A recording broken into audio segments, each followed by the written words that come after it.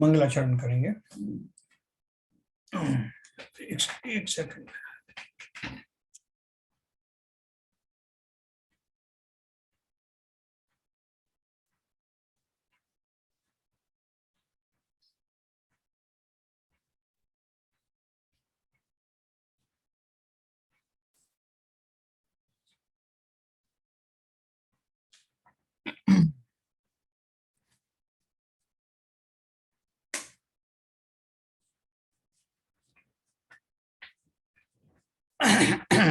मंगलाचरण। ओम नमः सिद्धेभ्यः जय श्री ओम नमः सिद्धेभ्यः जय श्री ओम नमः सिद्धेभ्यः। मंगलम भगवान वीरो मंगलम गौतमो गणी मंगलम कुंद कुंदाद्यो जैन धर्मोस्तु मंगलम। सर्वमंगल मांगल्यम सर्व कल्याण कारकम प्रधानम सर्वधर्माणां जैनम जयतु शासनम जैनम जयतु शासनम जैनम जयतु शासनम। तो ज्ञानार्णव ग्रंथ के माध्यम से हम ध्यान का वर्णन पढ़ रहे हैं। इसके रचयिता हैं श्री शिवचंद्राचार्य। तो हमने अभी तक ध्यान के जो बृहद स्वरूप है उसकी शुरुआत की है और इसमें करीब हमारे 20-21 दोहे हो चुके हैं पूरे। अपन आगे से पढ़ेंगे इसको, इसके आगे।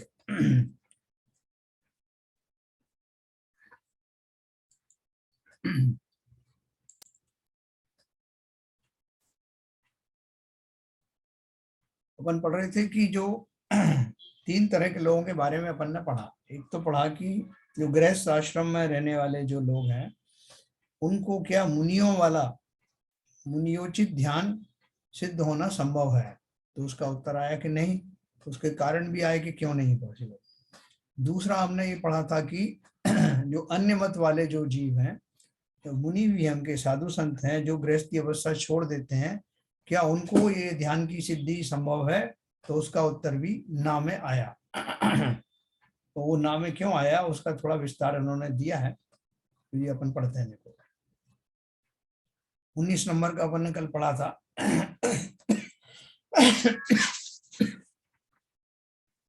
जिसमें दिया था मिथ्या दृष्टि को यानी अन्यथा श्रद्धान करने वाले अन्यमति को, है ना। मिथ्या दृष्टि के 2 भेद हो गए। एक तो जो जैन दर्शन में तो है लेकिन अभी वो दृष्टि उनकी सम्यक नहीं हुई।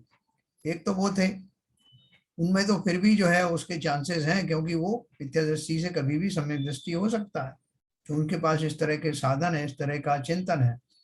जबकि वो मिथ्या दृष्टि जो दूसरे श्रद्धान में है, अन्यमति है, वो उनके बारे में लिखा कि वो गृहस्थावस्था छोड़ के मुनि होने पर भी ध्यान की सिद्धि नहीं होती। वो मुनि भी बनेंगे तो निर्ग्रंथ दिगंबर जैन तो बनेंगे नहीं।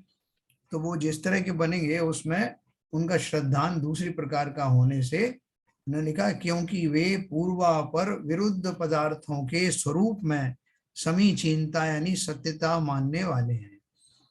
अर्थात अन्यवत में सत्ता यथार्थता नहीं है। जो वस्तु का स्वरूप है ना, जो सत्य है वो वस्तु का स्वरूप है। जैसा कि हमारे तत्वार सूत्र में बताया कि जो सब जितनी भी वस्तुएं उनका अस्तित्व है, कोई भी हवा में नहीं, कल्पना में नहीं है। वो जैसी हैं वैसी की वैसी यथावत जैन दर्शन में बताया हुआ है। क्योंकि अन्य मतियों के पास में उस तरह का दर्शन नहीं है, इसलिए उनका ध्यान सिद्ध नहीं हो सकता, भले ही उन्हें गृहस्थी छोड़ दी हो। सो ही कहते हैं।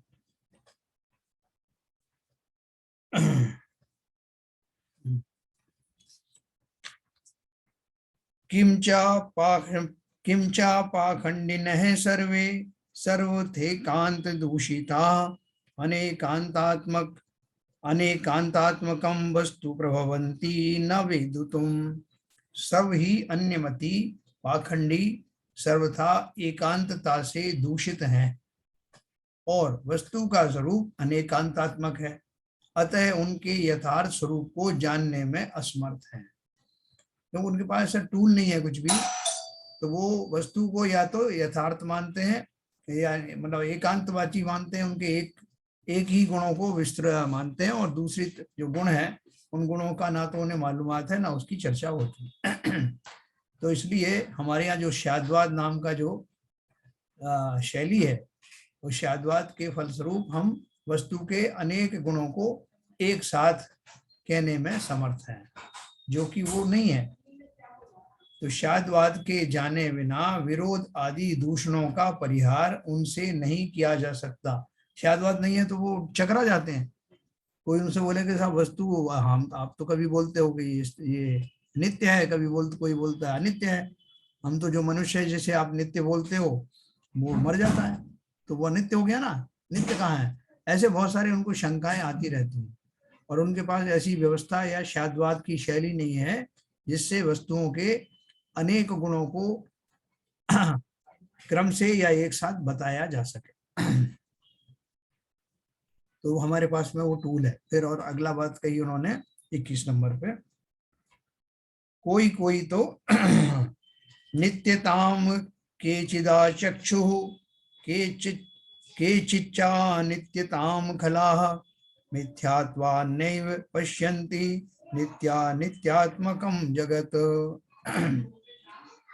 कोई कोई तो वस्तु के नित्यता ही कहते हैं और कोई कोई अनित्यता ही सिद्ध करते हैं, परंतु यह जगत नित्य अनित्य दोनों स्वरूप है ऐसा मिथ्यात्व के उदय से नहीं देखते, है ना। भावार्थ है, सांख्य नैयायिक वेदांत और मीमांसक मत वाले तो आत्मा को सर्वथा नित्य मानते हैं। इसका विस्तार से वर्णन जो है इन सब धर्मों का पंडित टोडरमल जी ने मोक्ष मार्ग प्रकाशक में किया है, पूरा एक चैप्टर है इसका। तो जब कभी अपन पढ़ेंगे तो आपको ये सब मैं डिटेल में समझाऊंगा।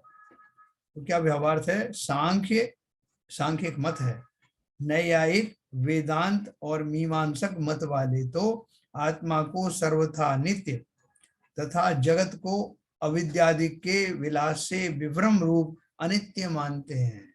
वो क्या मानते हैं, आत्मा तो नित्य है लेकिन बाकी सारा संसार भ्रमजाल है, वो है ही नहीं, एग्जिस्ट ही नहीं करता। और कहते हैं कि आत्मा को अनित्य मानने से आत्मा का नाश होकर नास्तिकता का मत आता है। वो उनको क्या डर है कि जैसे हमारे यहाँ नित्य और अनित्य दोनों कहा ना, तो बोलते रहे क्या क्या क्या कर रहे हो, अनित्य मानोगे तो आत्मा का नाश ही हो जाए, है ना। वो उस बात को समझने नहीं रहे कि हम अनित्य किस अपेक्षा से मानते। तो आत्मा को अनित्य मानने से आत्मा का नाश होकर नास्तिकता का मत आता है और नित्य अनित्य दोनों स्वरूप मानने से विरोधाधिक दूषण आते हैं। हमारी जो शैली है उसमें बोलते हैं और आप दोनों मानते हो तो ये तो गलत है ना, ये तो विरोधात्मक बातों को मान रहे हो आप। इस प्रकार अपनी कपोल कल्पना करके आत्मा को या तो सर्वथा नित्य ही मानते हैं और बौद्धमती वस्तु को क्षणिक तथा अनित्य रूप मानते हैं। ये तो उनको हमेशा परमानेंट मानते हैं और ये बौद्ध लोग अनित्य मानते हैं। आत्मा को भी नित्य मानने को अविद्या कहते हैं और नित्य अनित्य मानने में विरोधादि दूषण कहते हैं। किंतु सबको जानना चाहिए कि वास्तव में वस्तु का स्वरूप जो नित्य अनित्य रूप है वह शाद्वाद से ही सिद्ध होता है, उसमें विरोध आदि कोई दूषण नहीं आते। शोक है कि ऐसा स्वरूप अन्यमति समझते नहीं हैं और अपनी बुद्धि से कल्पना करके जिस तिस प्रकार सिद्धि करके संतुष्ट हो जाते हैं, परंतु वास्तव में विचार किया जावे तो उनके ध्याता ध्यान ध्येय आदि की सिद्धि नहीं होती।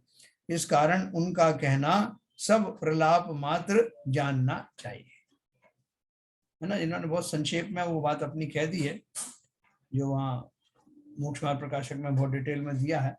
तो ये इस तरह से आपको समझा रहे हैं कि वो जो अन्यमति जीव हैं उनको वस्तु के स्वरूप का सच्चा ज्ञान ना होने के कारण ध्यान की सिद्धि किससे हो, ध्यान किसका किया जा रहा है, ध्यान आत्मा का किया जा रहा है और आत्मा, मैं ही आत्मा हूं।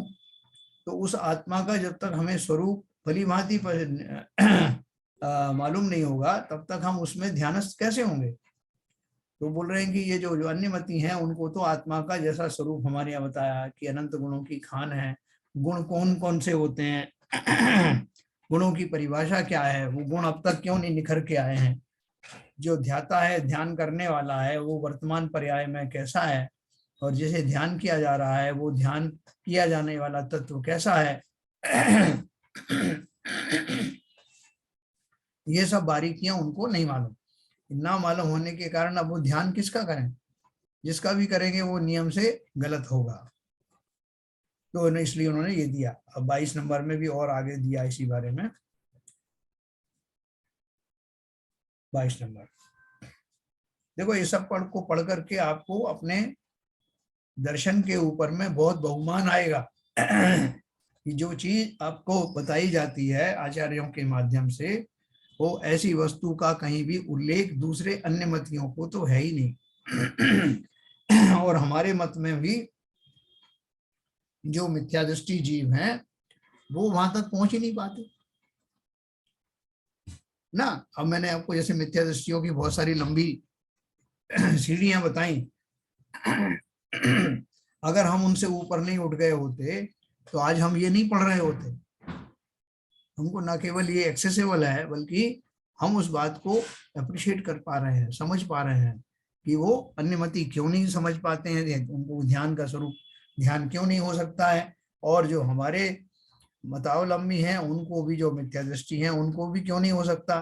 साथ में हम ये भी समझ रहे हैं कि हम इन दोनों अवस्थाओं को जान करके और अपनी अवस्था, वर्तमान अवस्था का आकलन करके अवश्य ही उस ध्यान के समीप पहुंच सकते हैं। तो हम रुचिवान है ना, तो हमने ये सब चीजें जानी। कितने हमारे यहाँ ऐसे हैं जो जैनी तो कहलाते हैं, अन्य मतियों का तो छोड़ ही दो, वो यहाँ तक इस स्वाध्याय के माध्यम तक पहुंच नहीं पाते। तो सबसे बड़ा तो इस बात के लिए हम अपने भाग्य को सराहें कि हम अन्य मतियों में जन्म हमने नहीं लिया। हम जैन दर्शन हमें प्राप्त हुआ, और जैन दर्शन में भी आगे आगे की भूमिका, जहाँ इस तरह का ध्यान आदि का स्वरूप समझने के लिए प्रयास किया जाता है, हम वहां तक पहुंच गए। तो देखो, अभी थोड़ा सा इन्होंने वो जो अन्य मतियों का जो अंडरस्टैंडिंग है, जो समझ है, उसके बारे में थोड़ा और आगे बताया। वो क्यों बताया कि जिस हमें अन्य मतियों से कुछ लेना देना नहीं है, लेकिन एक तो हमें अपना बहुमान लाना है जो दर्शन हमें मिला है उसका, और दूसरा जो हमारे यहाँ जो मिथ्या दृष्टि जीव हैं वो भी अगर इस तरह का चिंतन कर रहे हों तो वो भी इस ध्यान को बराबर समझ नहीं पाएंगे। ये इसके लिए आपको समझाया। तो इसलिए उक्त मिथ्या दृष्टि अन्य मतावलंबियों के यथार्थ स्वरूप के ज्ञान के अभाव से ध्येय कहाँ और भावना कहाँ। ये मैं आपको पढ़ता हूँ 22 नंबर फिर से। 22 वस्तु तत्व परिज्ञानात्मिक ज्ञानात् किम ध्येयं क्वचा भावना ध्यानाभ्यास इस्तेषां प्रयासायेव केवलम्। उक्त मिथ्या दृष्टि अन्य मतावलंबियों के यथार्थ स्वरूप के ज्ञान के अभाव से ध्येय कहाँ और भावना कहाँ, इस कारण उनका ध्यान करना केवल प्रयास मात्र ही है, अर्थात निष्फल भेद करना है ना। ये दोनों अपन ने जो दोहे पढ़े उसका अनुसार जो अन्य मतावलंबी हैं, जो कि वो स्वरूप को नहीं समझ पाते, इसलिए वो ध्यान उनके लिए एक निष्फल क्रिया मात्र है। अभी देखो, जैसे अपन ने ये विपाशना आदि मैंने भी किया था, और भी बहुत सारे लोगों ने किया, सिद्धि समाधि योग किया, तो उन सब में आप देखेंगे तो ध्यान का अर्थ जो है, जो एकाग्रता है, वो एकाग्रता लाने का तो प्रयास किया जा रहा है, लेकिन किस में किया जा रहा है, श्वास आदि में किया जा रहा है, शरीर आदि में किया जा रहा है, क्योंकि आत्मा का स्वरूप तो अभी समझ में आया ही नहीं, और ये भी पता नहीं है कि ध्यान का वास्तविक स्वरूप क्या है।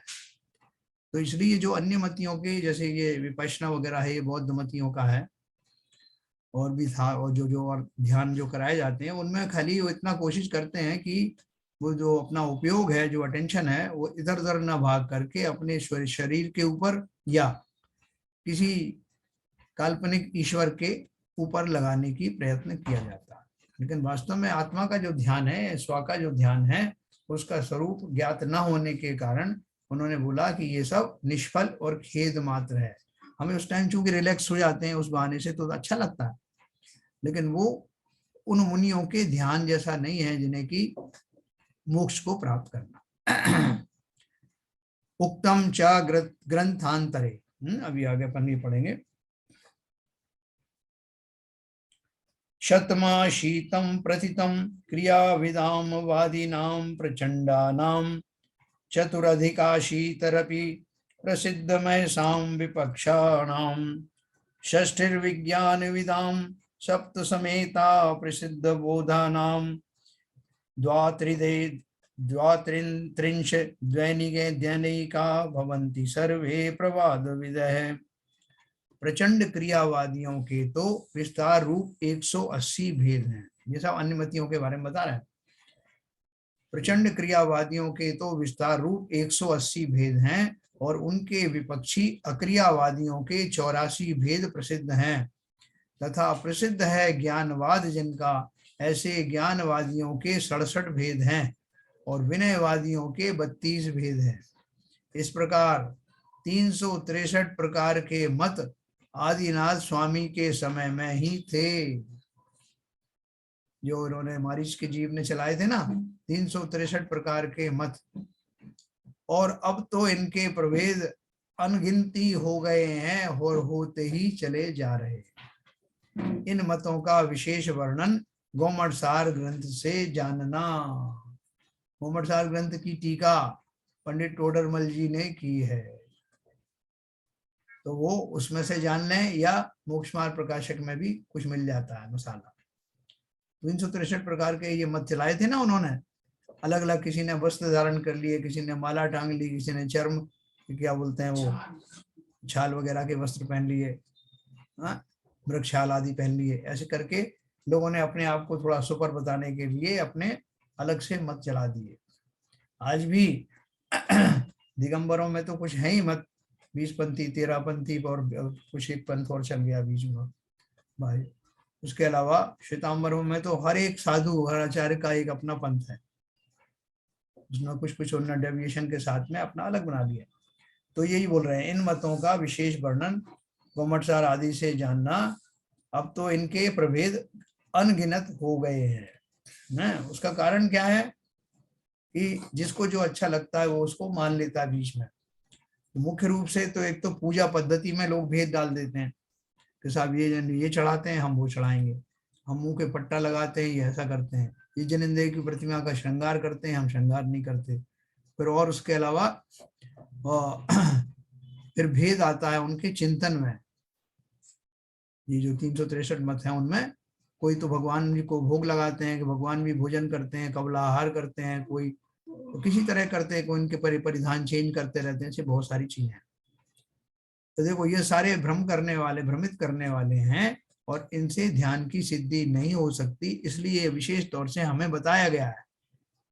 क्योंकि आपने सुना होगा बीच में कभी एक वीडियो आया था, किसी ने फॉरवर्ड किया था, जिसमें नमो अरहंताणम नमोकार मंत्र का के बारे में अर्थ किया था एक महिला ने, और उन्होंने बोला था सर्व साधु, सर्व साधु को जो नमस्कार किया गया है उसमें उनका मानना ये था कि समस्त प्रकार के साधु, संसार में जितने भी धर्म हैं उन सब के साधुओं को नमस्कार। और बहुत सारे लोगों को, ये जो थोड़े प्रोग्रेसिव टाइप के लोग होते हैं ना, उनको ठीक लगा कि भाई ऑर्थोडॉक्स क्या बनना, सबके साधुओं को करो ना नमस्कार। लेकिन वो भ्रमित करने वाली चीज है। हमारे नमस्कार मंत्र में सभी पांचों ही परमेष्ठी वीतरागी हैं, बाकी सब किसी के साधु वीतरागी नहीं है। अगर वीतरागी हैं तो नमस्कार है, ये बहुत क्लियर बात है। इसलिए वो बोल रहे हैं कि हमको अब चूंकि हम उस ध्यान की ओर बढ़ रहे हैं, जैसे अभी हमको मूड आए अचानक से, हमारे पास धन भी आ जाए, हमारे पास बुद्धि भी आ जाए, आवश्यकता है कि सही रत्नों का एक हार खरीदना, तो अपनी पूरी प्रखरता, पूरी बुद्धि के साथ जो हमने ज्ञान प्राप्त किया रत्नों के बारे में, तब हम पहुंचेंगे रत्नों की दुकान में और वहां अपनी बुद्धि का प्रयोग करके, उसमें कोई नकली तो नहीं है, तो नकली कितने प्रकार के होते हैं, असली में क्या गुण होते हैं, ये सब जान करके हम नक्की करेंगे। तो अब चूंकि जब हम ध्यान की साधना की ओर आगे बढ़ रहे हैं तो हमें हर तरह से आचार्य ने सावधान किया कि भैया ध्यान के लिए ये देखना कि जहाँ ये ध्यान का प्रकरण चल रहा है बताने वाला भी वीतरागी है या नहीं। हमारे आचार्य तो है ही ना वीतरागी, और उसमें किसी तरह की कोई मिलावट तो नहीं है, कोई शारीरिक ध्यान की बातें तो नहीं कर रहे हैं, उस सांसारिक साधनों की चाहत के लिए तो ऐसा ध्यान की बात नहीं कर रहे हैं। सब तरह से नक्की किया करके हमको ये सावधान करने के लिए ये बताया गया कि दूसरे दर्शनों में क्या बताया है, मिथ्या दृष्टि कैसा सोचते हैं, सम्यक दृष्टि का चिंतन क्या होता है, जो मुनि बनते हैं, वास्तविक भावलिंगी मुनि बनते हैं, उनका ध्यान कैसे सधता है, ये हम पढ़ रहे हैं। इसलिए कोई भी चर्चा निरर्थक नहीं है। तो ज्ञानवादियों 23 नंबर हम पढ़ते हैं। ज्ञानादेवेष्ट सिद्धि स्यात् ततो वन्य है शास्त्र विस्तर है, मुक्ते रुक्त मतो बीजम विज्ञानम ज्ञानवादी भी। ज्ञानवादियों का मत तो ऐसा है कि एकमात्र ज्ञान से ही इष्ट सिद्धि होती है, इससे अन्य जो कुछ है सो सब शास्त्र का विस्तार मात्र है, इस कारण मुक्ति का बीजभूत विज्ञान ही है। कौन बोल रहा है? ज्ञानवादी। मतलब हमारे यहाँ भी जो भेद है, जिसमें कुछ तो सिर्फ ज्ञान को ही प्रमुखता से, ज्ञान मात्र को ही साधना का स्वरूप मानते हैं, कारण मानते हैं, तरीका मानते हैं। कुछ जो आएंगे वो दर्शन मात्र को मानेंगे, कुछ जो है चारित्र मात्र को मानेंगे। तीनों की एकता रूप बताने वाले विरले ही हैं। ज्ञानवादियों का मत तो ऐसा है कि एकमात्र ज्ञान से ही इष्ट सिद्धि होती है, इससे अन्य जो कुछ है सो सब शास्त्र का विस्तार मात्र है, इस कारण मुक्ति का बीजभूत विज्ञान ही है। विज्ञान मतलब ज्ञान और विज्ञान। अगला दोहा देखें, 24 नंबर। कैश्चिच्च कीर्तिता मुक्ति दर्शना देव केवलम, वादिनाम खलु सर्वेशाम पाकृत्य नयांतरम। और कई वादियों ने अन्य समस्त वादियों के अन्य नए पक्षों का निराकरण करके केवल दर्शन यानी श्रद्धा से ही मुक्ति होनी कही है। हमारे 3 रत्नत्रय है ना, दर्शन ज्ञान चारित्र, उनमें लोगों ने भेद कर दिया, एक एक टुकड़ा लेके भाग गए। एक ने बोला कि ज्ञान अकेले से ही हो जाएगा काम, दूसरा बोल रहा है दर्शन अकेले से हो जाएगा, अब तीसरा देखो क्या बोलता है। 25 नंबर पे, अथान्यरि व्रतमेवेकम मुक्त्यंगम परिकीर्तितम, अपाश्य दर्शन ज्ञाने तत्कार्य विफल श्रमे। अथवा अन्य कई वादियों ने चारित्र को यानी क्रिया को, चारित्र में भी कौन सा? क्रिया, क्रिया को ही मुक्ति का अंग माना है, और ज्ञान दर्शन को मुक्ति मार्ग के कार्य में व्यर्थ मानकर उसका खंडन किया है। देखो मजे की बात यह है, ये जो चारित्र को ही मुख्य अंग मानने वाले बहुत हैं, अन्य मतियों में भी हैं और जैनियों में भी हैं। वो जैनी क्या करते हैं कि वो जो कुछ भी दर्शन की बात करते हैं, सम्यक दर्शन की बात करते हैं, ज्ञान की बात करते हैं, स्वाध्याय की बात करते हैं, उस सबको इग्नोर कर देते हैं। बोलते भैया जब तक कुछ करोगे नहीं तब तक कहाँ से मिलेगा, पूरी बातें करने से क्या होगा, शास्त्र पढ़ लिया आपने, ये चर्चाएं कर ली आपने, इनसे क्या होने वाला, चिंतन करना है, सामायिक करना है, इनसे कुछ नहीं होने वाला। बोले फिर कैसे होने वाला है? बोले चारित्र से होने वाला है। बोले चारित्र क्या है? बोले चारित्र ही है, पूजन पाठ करना, अपना अभिषेक करना, शांति धारा करना, विधान करना, ये सब है चारित्र। वो ऐसा मानते हैं कि यही चारित्र है और इसी के माध्यम से मुक्ति हो जाएगी, इसके अतिरिक्त और मुक्ति का कोई साधन नहीं है। तो ये तीनों प्रकार के लोग जो हैं वो भ्रमित हैं। अपने वो रत्नत्रय की पूजन में आता ना, अंध, पंगु और क्या है वो, तीनों तरह के लोग आते हैं, मतलब जो अंधे हैं, जिनको श्रद्धा नहीं है, ज्ञान नहीं है, चारित्र तीनों, तो तीनों प्रकार से एकता होने पर ही मोक्ष मार्ग सदता है। और जो चारित्र का जो स्वरूप है वो तो हमारे यहाँ बहुत उत्कृष्ट है, उसको तो लोग जानते ही नहीं है, वहां तक पहुंच ही नहीं पाते, मात्र शारीरिक क्रियाओं को ही चारित्र मान लेते हैं। चारित्रिक दशा क्या है हमारे यहाँ? तो निश्चय चारित्र, जब सारे प्रकार के जो क्रिया प्रधान चारित्र समाप्त हो जाते हैं तब वह निश्चय चारित्र प्रकट होता है। पांचों प्रकार के महाव्रत, सभी प्रकार के तप और व्रत समिति गुप्ती आदि, जब ये सब समाप्त हो जाते हैं तो इनका उपसंहार हो जाता है, तब उसके ऊपर की जो भूमिका है जिसमें जीव आत्मा में ही समा जाते हैं, मात्र वही अवस्था उत्कृष्ट चारित्र है। बाकी तो सब जो है छोटी छोटी क्रियाएं हैं, हम उनसे संतुष्ट हो जाते हैं। तो देखो ये बहुत विशेष रूप से जानने योग्य बात है। जो हम रत्नत्रय की बात करते हैं ना, तीन रतन जगमाई, तो तीन रतन क्या है? सम्यक दर्शन, सम्यक ज्ञान, सम्यक चारित्र।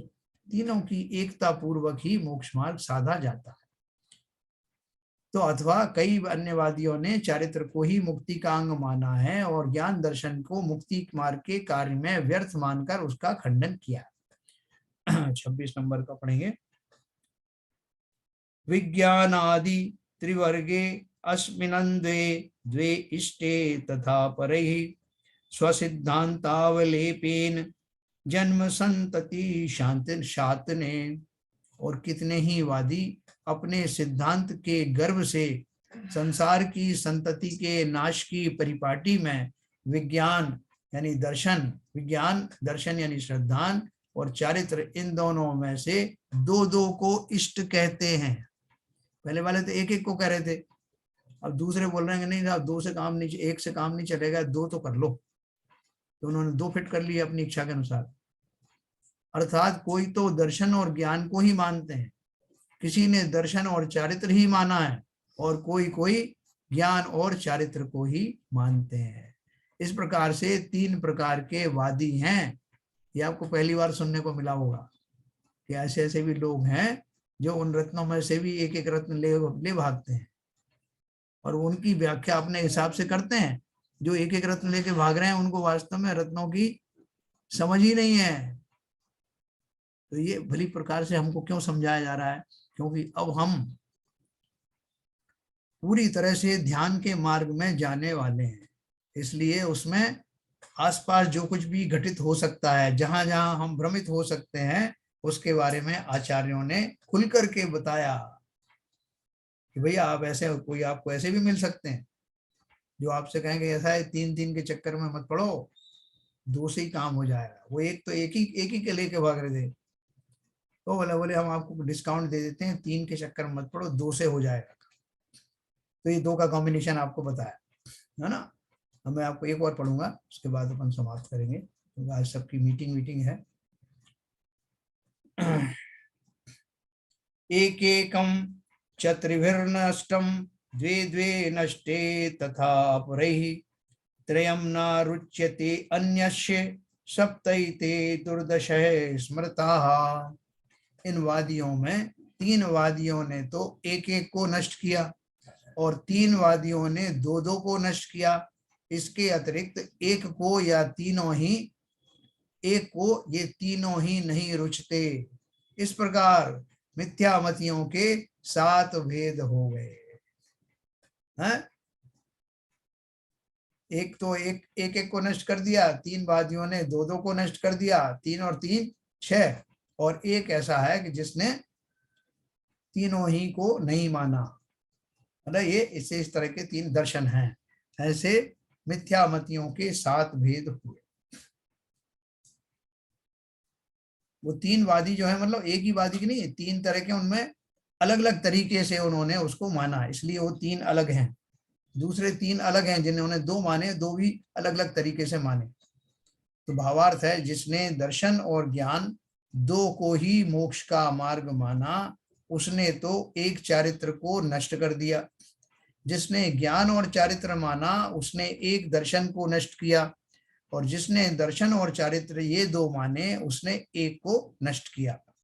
इसी प्रकार जिसने एक दर्शन को ही माना उसने ज्ञान चारित्र को नष्ट किया, और जिसने एक ज्ञान को ही माना उसने दर्शन और चारित्र को नष्ट किया, और जिसने एक चारित्र को ही माना उसने दर्शन और ज्ञान पर पानी फेर दिया। इस प्रकार 6 पक्ष तो ये हुए। एक नास्तिक का पक्ष है जो इन तीनों में से किसी को नहीं मानता। इस प्रकार 7 पक्ष मिथ्या दृष्टियों के हैं। वो तीनों रत्नों को नहीं मानता है। अरे भाई साहब ये क्या है, पूरी कल्पनाएं हैं, कुछ भी नहीं होता, खाओ पियो मजे करो, यही साथ जाएगा। हाँ, ये भी कह देते हैं यही साथ जाएगा। ऊपर जाओ, भगवान पूछेंगे तुमसे चाय पी क्या, फिर वो बोले हाँ साहब बता देंगे कहाँ पी थी, यार कितनी तरह की चाय पी थी, सब डिस्क्रिप्शन करो, नहीं तुम्हारा जीवन बेकार है। भोजन कितने प्रकार का किया, सब डिस्क्रिप्शन दो। इसलिए भाई साहब मैं कुछ छोड़ता नहीं हूँ। जितनी भी संसार में खाने पीने योग्य पदार्थ हैं सब खाता पीता हूँ बेखट के। क्या पता कब भगवान के सामने पेशी हो जाए। ये बड़े गर्वपूर्वक लोग कहते हैं और ऐसा ही मानते भी हैं। हमारे यहाँ भी एक सज्जन से बात हो रही थी तो वो कह रहे थे, अरे जैन साहब किस चक्कर में पड़े हो, आदमी की जब मृत्यु होती है आंख बंद होते ही एक क्षण में जो है चला जाता है, काहे का धर्म काहे का कर्म, दुनिया भर की बातें समझा रहे हो, मरते समय देर नहीं लगती आदमी को। वो क्या कहना चाहते हैं समझ में नहीं आया। एनीवे, तो ये जो अपन को सावधान किया जा रहा है, ये सावधानी हमको इसके लिए है कि अब हटना मत मार्ग से। जितना ऊंचा उच्च कोटि का मार्ग हम सुनाने जा रहे हैं, आचार्य कहते हैं, उस पर आने का जब समय हो जाता है तो आसपास पूरी संवेदनाओं के साथ में कहीं भटक मत जाना।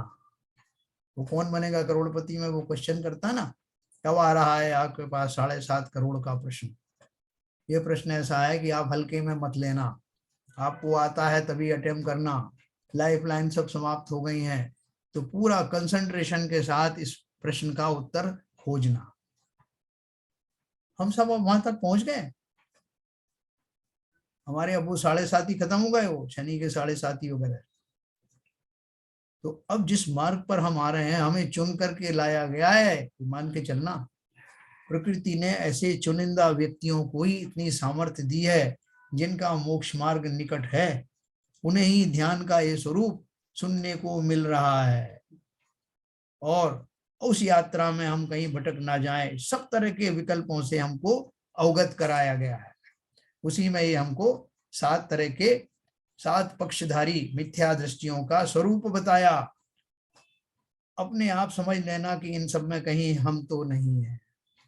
अगर हमने यही नक्की कर लिया कि हम इनमें नहीं है और हम उन शादवादियों में हैं, अनेकांतवादियों में हैं, तो हमारा काम हो गया। बिल्कुल अब समय निकट समझना आप। इसलिए अब पूरा ध्यान लगा देना, पूरा जोर लगा देना। जब कोई रेस में जीतने वाला होता है ना, तो बिल्कुल सामने लाइन दिखाई दे रही है, वो जिस लाइन को क्रॉस करते ही विजयी घोषित हो जाएंगे, तो उसको लोग चिल्लाते हैं, उनके रिश्तेदार और उनके फ्रेंड चिल्लाते हैं कि और जोर लगा दो और बस आने ही वाले हो, और वो जीत गया।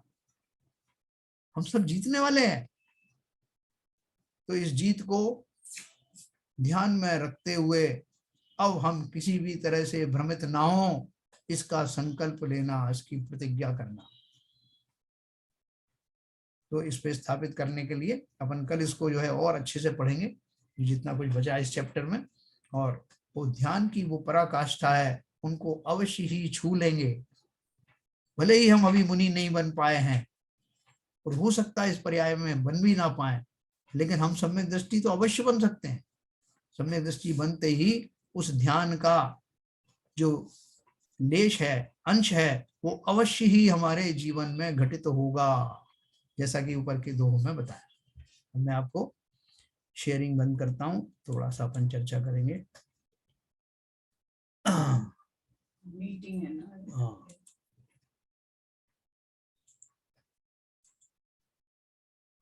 हाँ, हमारे पास 2-5 मिनट है, अपन डिस्कस कर सकते हैं, फिर अपन निर्वाणी स्तुति करेंगे। तो एक क्वेश्चन था, बोलिए।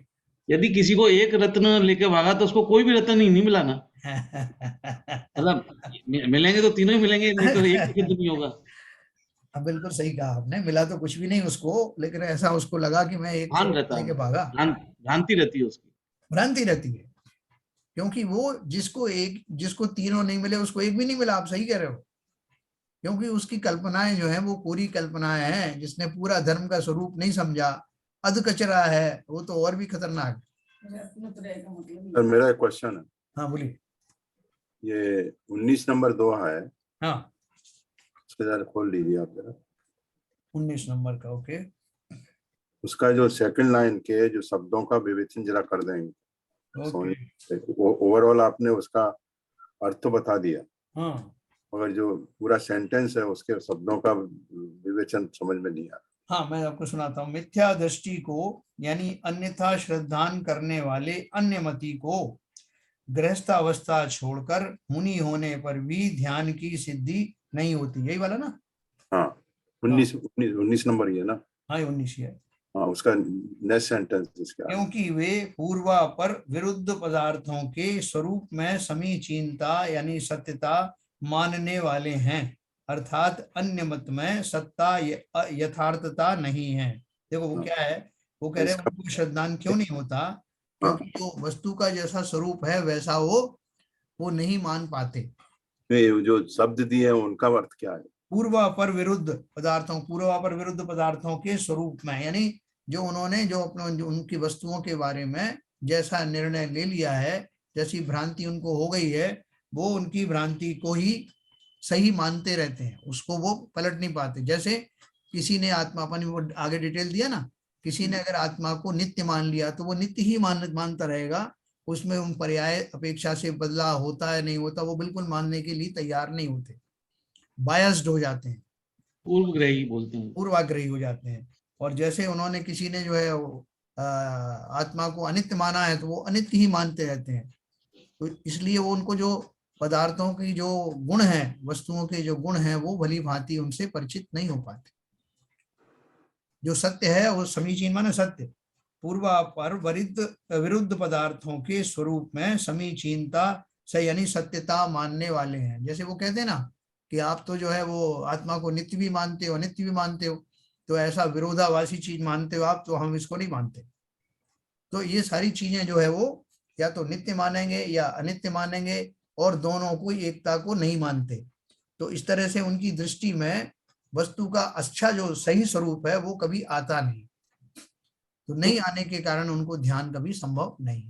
जैसे बहुत से लोग हम लोगों को जैसे स्वाध्यायी को सबको कांची स्वामी मानते हैं, बहुत से लोगों का ऐसा मतलब उनका पूर्व ग्रह है कि जो भी स्वाध्यायी है वो कांची स्वामी ही मत का ही होगा, ऐसा उनका माना हुआ है। बिल्कुल हालांकि वो उसमें जाते ही नहीं कि मतलब सत्यता में जाते ही, मतलब उन्होंने माना हुआ है बस ऐसा। बिल्कुल सही कह रहे हो आप। जैसे अपन ने इसके गुण पढ़े थे ना, ज्ञाता के 8 आवश्यक गुण, उन सबसे पहला उसमें पढ़ा था जो मुमुक्षु हो, अर्थात मोक्ष की इच्छा रखने वाला। अपन ने इसी में पढ़ा ग्रंथ में, ये तो हमारी ग्रंथ है ना, लेकिन हमने क्या किया कि मुमुक्षु का टाइटल दे दिया उनको, सोनगढ़ वालों को, कांजी स्वामी वालों को, कि ये हैं मोक्ष जाने वाले। तो हम कौन है भैया, हैं? अच्छे अच्छे टाइटल, अच्छे अच्छे टाइटल उनको दे दिए। अगर ज्ञान की बात करते हैं साहब वो कांजी पंथ वाले हैं, अरे हम क्या अज्ञानी है क्या? ऐसा हमने अपने आप ही उनको दे दिया, और हम अपनी इन खोटी मान्यताओं के साथ अपने आप को गौरवान्वित महसूस करते हैं। उनको हमने वो नहीं दे दिया, हाँ निष्कर्ष जो चीजें हैं अब हमने अपने आप को सुशोभित कर दिया उससे। हाँ कि अगर देखो साहब हम जैसी क्रियाएं करते हैं क्रियाओं में ही आसक्त रहते हैं, ऐसे वो कहाँ है। इसलिए धिक्कार है उनका जीवन, और हमारा जो है कितना जो है महान जीवन है हमारा। उनके भक्ति के भाव होते ही नहीं। हाँ वो स्वाध्याय करते रहते हैं, ज्ञान की बातें करते रहते हैं साहब, वो जो है हमारी तरह से घंटों घंटों पूजन नहीं करते, तो इसलिए वो सब भ्रष्ट हैं, और एक हम ही जो है महान, वो उनको मुमुक्षु हैं, वो जाएंगे मोक्ष, ये भी हम कह रहे हैं। तो ये हमने बता दिया, हमने गारंटी दे दी कि वो तो जाएंगे मोक्ष, लेकिन हमारा पता नहीं था, हम यही भक्ति करते हैं। मेरा एक प्रश्न था सर। हाँ बोलिए। अमूमन दर्शन ज्ञान जो है साथ साथ प्रकट होते हैं ऐसा माना जाता है। बिल्कुल ऐसा ही है। तो फिर जी आपने अलग अलग कैटेगरी क्यों, एक दर्शन वाले मान लिए, ज्ञान वाले भी मान लिए, और तीनों को अलग मान लिया? भाई जो जिन्होंने सही स्वरूप माना वो तो यही मानेंगे जो आप कह रहे हो कि ज्ञान और दर्शन एक साथ होते हैं, जो सही दृष्टि वाले ये तो मानेंगे। लेकिन उनकी दृष्टि सही नहीं है, तो इसलिए वो अलग अलग मान रहे हैं। वो ये बात ही नहीं मान रहा कि एक साथ होता है। वो तो बोल रहे हैं कि ज्ञान लो और भाग लो। कोई बोलता अरे क्या करना है ज्ञान में, श्रद्धा करो बस। ज्ञान हो गया तो हो गया। नहीं तो मेरा यहाँ पर एक हाँ बोलिए। कमेंट है आरपी जैन साहब, सॉरी, हाँ जो सम्यक दर्शन को लेके भागते हैं वो केवल श्रद्धान करते हैं, मगर वास्तविक श्रद्धान नहीं होता है, उनको सम्यक दर्शन होता ही नहीं है। अगर सम्यक दर्शन हो जाएगा तो सम्यक ज्ञान अपने आप आ जाएगा। बराबर। तो जो सम्यक दर्शन लेके भागते हैं, सम्यक ज्ञान लेके भागते हैं, वो तो यही बात है, वो यही स्थिति है कि मंदिर में जाके अपने दर्शन कर रहे हैं, पूजा कर रहे हैं, अभिषेक कर रहे हैं, उनकी क्रियाएं हो गई तो सम्यक दर्शन हो गया, दर्शन हो गए भगवान के। हाँ तो सम्यक दर्शन को लेके भागने वाले वो नहीं है कि वो सम्यक दृष्टि बन के भाग जाते हैं। बहुत बढ़िया बात कही आपने। एक्चुअल सम्यक दृष्टि होगा तो ऐसे भागेगा थोड़ी एक चीज को लेके। यस, सम्यक दृष्टि होगा, सम्यक ज्ञान अपने आप हो जाएगा। जब सब ज्ञान हो जाएगा पूरा तो वो नॉट सम्यक दोनों तीनों ही, नॉट दोनों तीनों ही, तीनों को अलग नहीं कर सकते हैं। वो तीनों सम्यक दृष्टि होगा तो तीनों का स्वरूप समझेगा। तो यही तो मिथ्यात्व का असली स्वरूप बताया है। सम्यक दर्शन का वो टुकड़ा लेके और दर्शन मात्र करके बोलते हैं हम दर्शन ही करते रहेंगे, श्रद्धान करते रहेंगे, भक्ति करते रहेंगे और हमारा काम पूरा हो गया है। इसमें क्या रखा है सम्यक ज्ञान और सम्यक चारित्र? वो सम्यक दर्शन को ना तो सही मायने में समझेंगे, वो इस बात को लेकर भी भ्रमित होंगे कि सम्यक दर्शन से सब कुछ हो जाता है, लेकिन सम्यक दर्शन कहाँ है उनके पास जो ऐसा मानेगा। ऐसे ही लेकिन उसमें एक बात और है, मैं हाँ। ये कहना चाह रहा था कि हाँ जिसमें वो इसलिए भी कहते हैं ना कि वो दूसरा तीसरा काम कर ही नहीं सकते, मतलब उसी में उनको इतने रम गए हैं, उसके लिए समय नहीं है दूसरा उनको।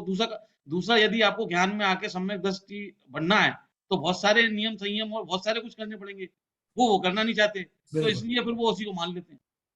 ये बात दूसरी ये है, जो सम्यक ज्ञान को लेके भागते हैं वो ज्ञानी पंडित हो जाएंगे, शास्त्रों को पढ़ के उसको आपको सारी विवेचना दे देंगे, के आचरण में कुछ नहीं मिलेगा, ना तो वो आचरण में मिलेगा, ना उनके भावों में प्रविष्ट होगा, तो ना तो उनको सम्यक दर्शन है, ना सम्यक चारित्र है। ज्ञानी पंडित जरूर हो जाएंगे। वो ज्ञान भी जो है सम्यक नहीं होगा, सम्यक नहीं होगा, वो तो ज्ञानी पंडित कहलाएंगे, शास्त्री कहलाएंगे। हाँ। और चारित्र का सवाल है, वो अपनी क्रियाओं में ही लगे रहेंगे।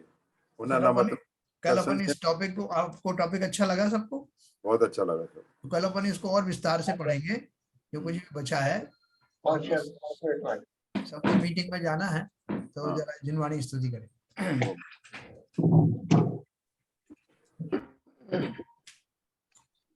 मिथ्यातम नाश वेको ज्ञान के प्रकाश वेको आप पर भास वेको भानु सी बखानी है।